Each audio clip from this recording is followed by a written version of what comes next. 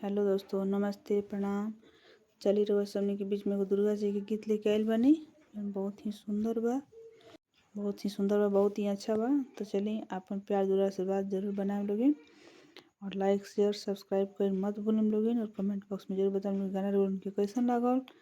ना अच्छा लगी तो भी कमेंट करें लोगिन। चलिए रोल के हम एगो दुर्गा जी के गीत सुना देतनी। बहुत ही यूनिक, बहुत ही सुंदर बा। सवार सवार महारानी सिंहों पे हो गई सवार। सवार सवार मेरी मैया सिंहों पे हो के सवार। सिंह चढ़ल मैया हो गई थी, सिंह चढ़ल मैया हो गई थी।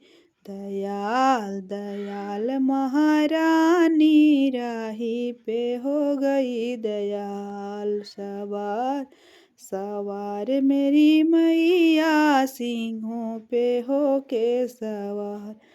सिंह चढ़ल मैया बागो गई थी, सिंह चढ़ल मैया बागो गई थी।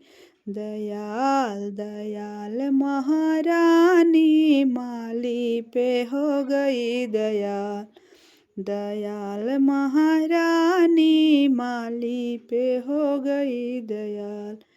सवार सवार मेरी मैया सिंहों पे हो के सवार। सिंह सवार मैया कुइया गई थी, सिंह सवार मैया कुइया गई थी। दयाल दयाल महारानी पानी भरवा पे हो गई दयाल। दयाल दयाल महारानी पानी भरवा पे हो गई दयाल।